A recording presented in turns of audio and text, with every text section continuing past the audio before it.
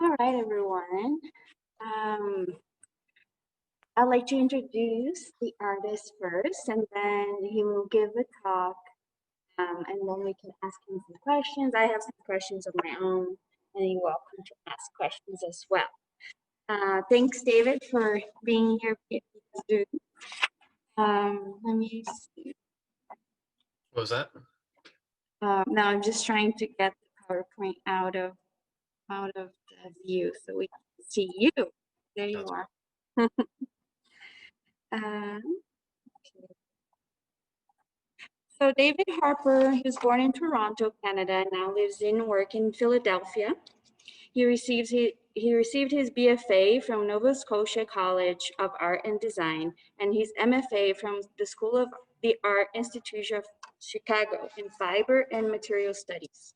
Harper works employs both traditional and non-traditional materials such as embroidery, ceramic, and casting materials such as salt and charcoal in a cross-disciplinary manner to create objects installations that grapple with notions of loss, love, feelings of belonging, and how we use objects to inform our notions of self. All right, David, if you want to take over. Sure. I want to thank everybody for coming, whether it's in person or virtually. I'm sorry that I can't be in person to help celebrate, but I'm very grateful to you and the museum staff and the museum for hosting this exhibition. Yeah, it's very exciting for this work to be there. This piece was first built and exhibited. Can you hold on one sec? Take care. Can you turn your mute it? Sorry. Give me one sec. Okay.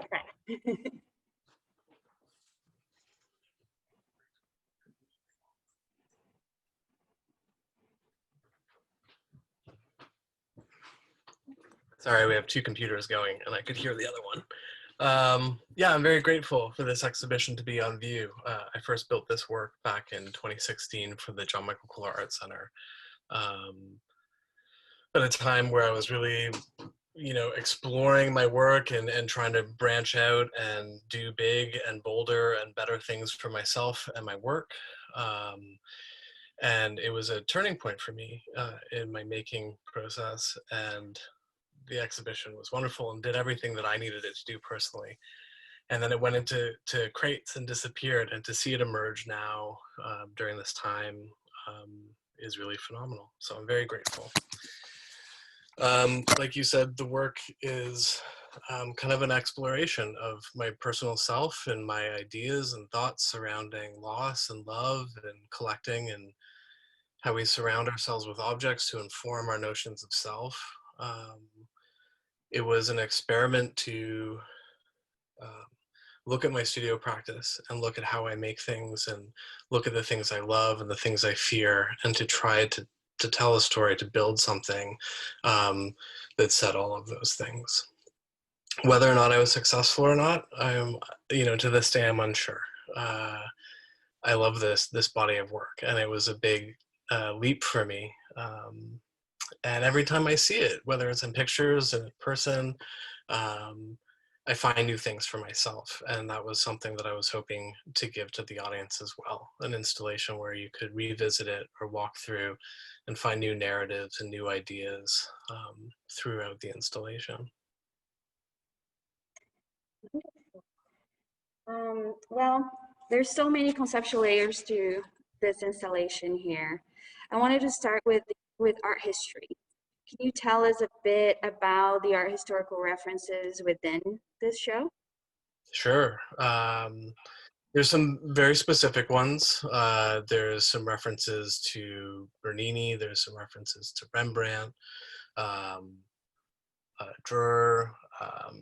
Basically, for this installation, I took some very key pieces of artwork that already existed for many years, that the making of those particular pieces of artwork had a story or a narrative that I really resonated with, or that resonated with me. And I wanted to use those pieces within my installation and kind of alter them and incorporate them into the moments of the tableaus to help build on my story and the story that I was trying to tell.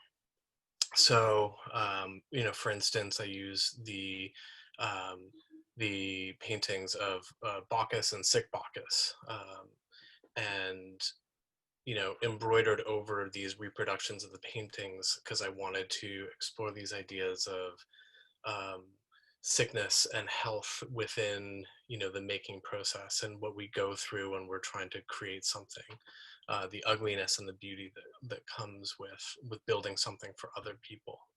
um, the Rembrandt painting, The Anatomy Lesson of Dr. Nicholas Tulp, which is not in that current iteration, but was a piece in the original. That particular painting, this investigation of the body, that's something that's extremely important to me in my work. The entire thing is just kind of built on these two large vitrines where the bases of the vitrines have tapestries that have mirrored images of two very notable Bernini sculptures, um, both of which the subject matter is in an expression of ecstasy. So ideas of ecstasy and pain and intense feeling are something that I hope to evoke in this installation. Wonderful. For those of you that want to see the Rembrandt piece, it's in the catalog, so you can refer to that. Me personally, I'm specifically attracted to the way you challenge the definition of craft within museological discourse. And the definition of arts and crafts often results in very heated debates, and I've been in them. But what's your view, and why did you decide to incorporate that into your work?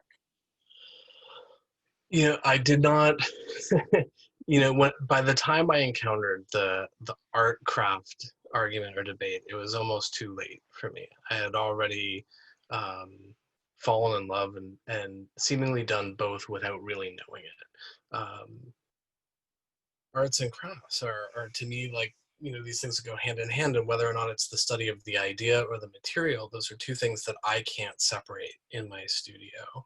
I have, big ideas and I love big materials, and the beautiful things that we surround ourselves with in our lives, or the things that we go explore in museums, um, are the things that inform my work. So, whether or not it's looking at, craft objects that came before the arts and crafts movement or the American studio craft movement, or you're looking specifically at things that are um, noted as art pieces, like a Caravaggio painting. For me, there's like this swirling of mastery in making, and then overlaying these ideas and into these objects. And my feeling is that, all objects and all beautiful things and all ugly things can have an idea and a story behind them. And so why not embrace everything that we make and we surround ourselves with as um, something to inform bigger and broader ideas. Incredible. As the title says, this work has a very personal aspect. Where did the inspiration come up to explore your inner ghost through your art?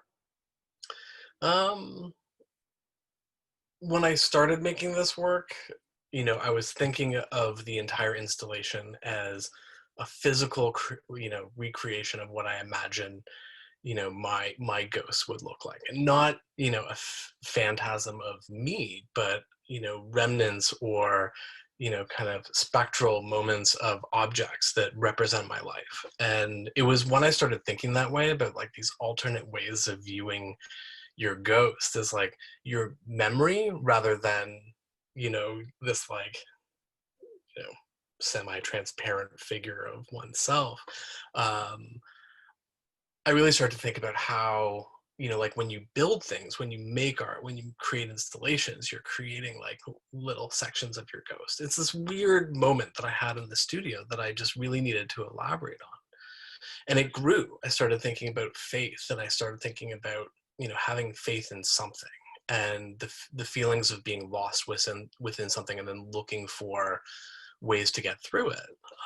And for me, often like making and thinking about little things and objects in the world are those like little steps to help you through things. So my own personal ghost is this like collection of objects that represent my history. It represents broader histories. It represents the people that come into the installation who can also kind of project their own personal histories onto the objects based on what they know about what they see. So my last question, and then I will invite everybody to ask questions. My own personal ghost invites the audience to immerse themselves into this work, like you said. In a way, it encourages one to find themselves. Is there a particular way you would like visitors to experience the show? Any advices on how they should navigate this space? No. I built it in this way where you find yourself in it, and you are inside the artwork. It's an installation. It's supposed to remind you of being inside of a museum. So you're in a museum inside of a museum. When you're looking at certain objects through display cases or looking into display cases, you're finding layers, and you're finding yourself being positioned in the architecture. When I first exhibited the work, I had a very specific plan of how I wanted to lay the objects, but not necessarily how people were supposed to encounter them. It's moments, there's tablets, there's these little clues everywhere, and everything is related to each other, and everything lends a voice to everything else. So you can start at what somebody else might consider the end, and it would tell the same story. The great thing about showing it at the museum, your museum, is that it was this opportunity to enter the installation from above, which is something that I had never even thought of when I was building the work. And to experience the installation like coming down, and you have this kind of bird's eye view, and you're kind of surrounded by the birds that are in the installation when you come down the stairs.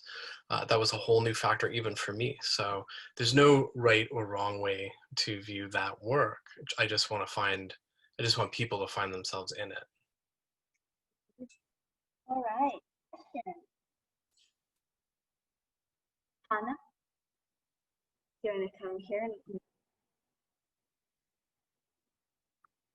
David, I was very inspired about your artwork, and I thought back historically, were you ever considering going into the term of Wunderkammer, which is the origin of all our museums? Yeah, absolutely. Before I did this installation, that was kind of not a starting point for me, but it's something that I definitely researched and grappled with, the idea of the Wunderkammer or the Natural History Museum, the dense collections, the personal collections.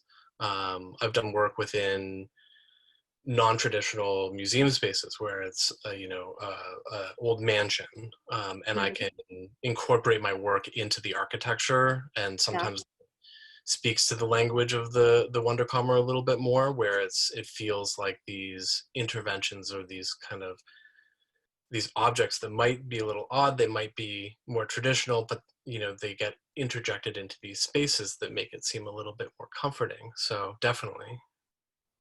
Thank you very much. Of course.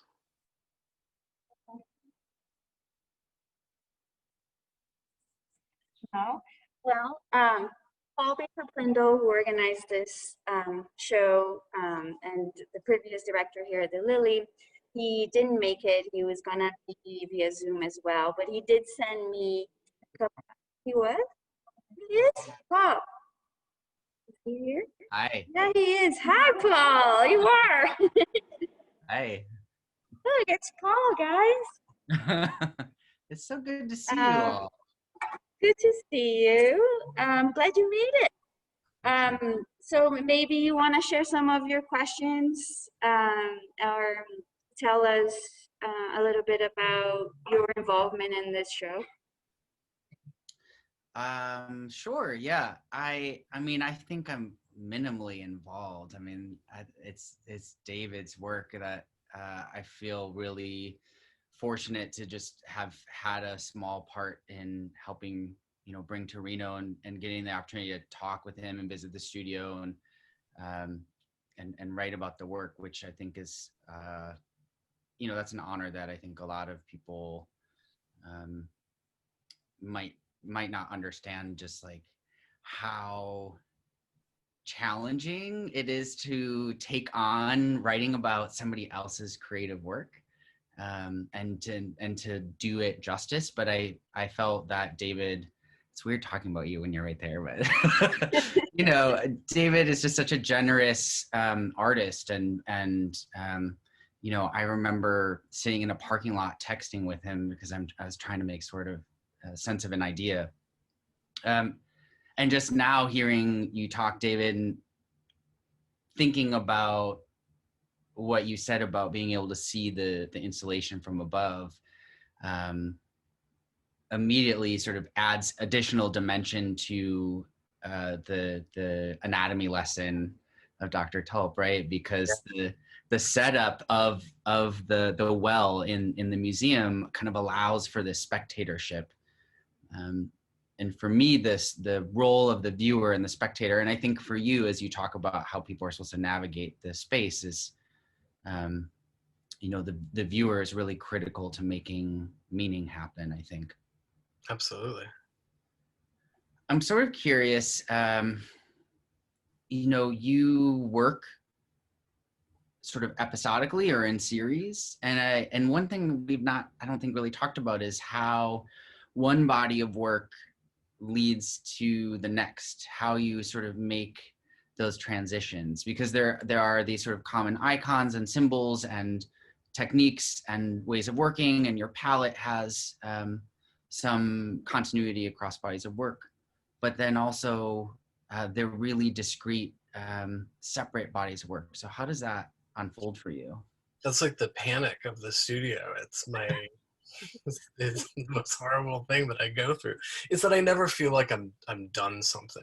And I had really great mentorship and really great people when I was starting out and learning my language and learning how to make work, that told me that to never give in to idea, never to like settle. If you don't feel like it's done, keep going. And so a lot of the time, I'll end up presenting work, but the idea is still unresolved for me, and so I will follow through with imagery. I mean, if you look at this installation in particular, this was the first, I did one piece before this called Encyclopedia of the Familiar, where I had used the image of an arm, kind of this, not dissected, but this arm absent of the body. And then for this installation, it just exploded and it is everywhere.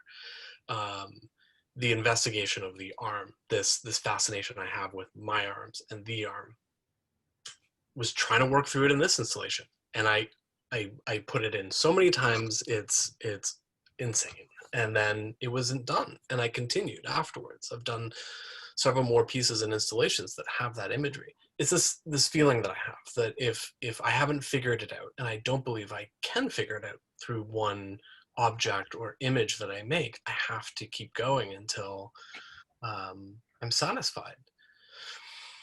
And I like it. I like making art that way.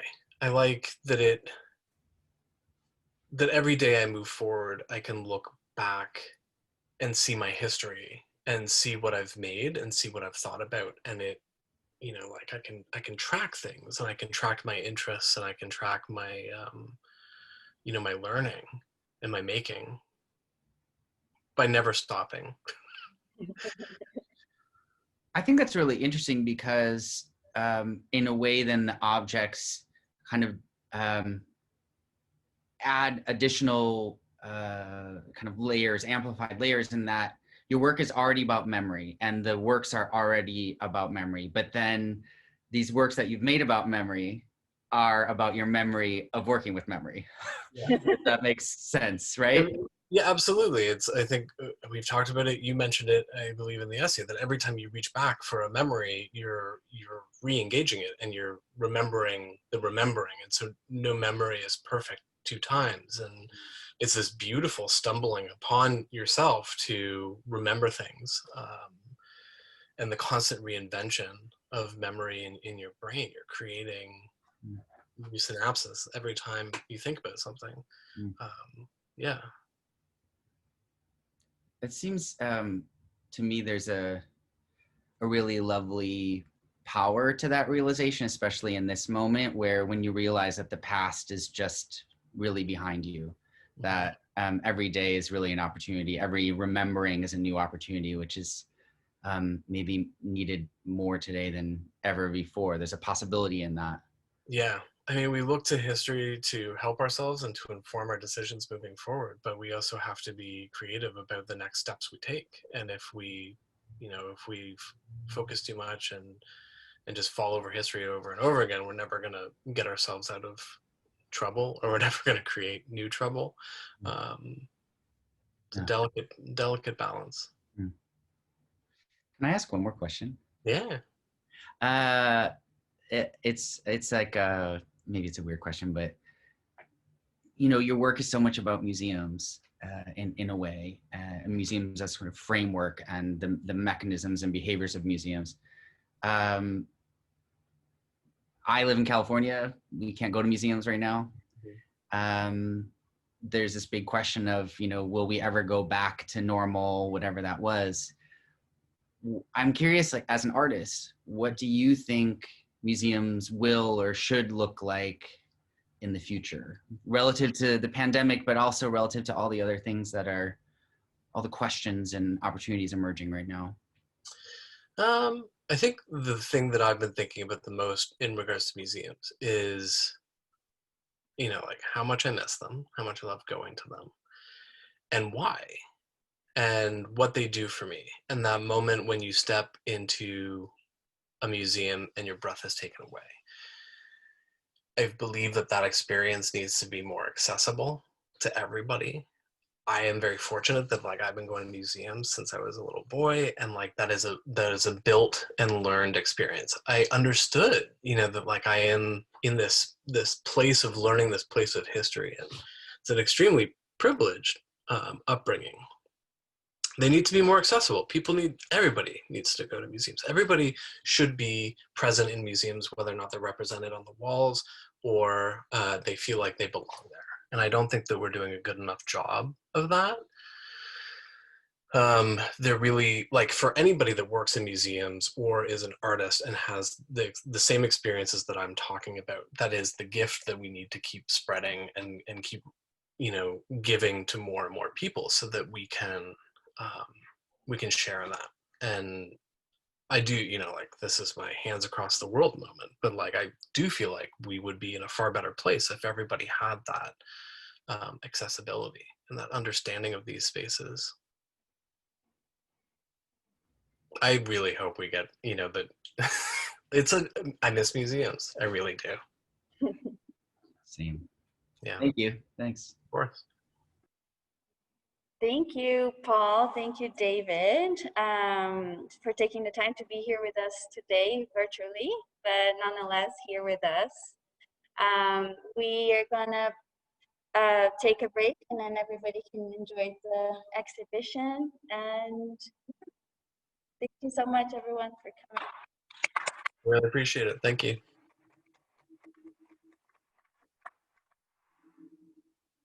Thanks, David. Thank you, guys. Paul. Bye, everyone. And online. All right. Enjoy the show and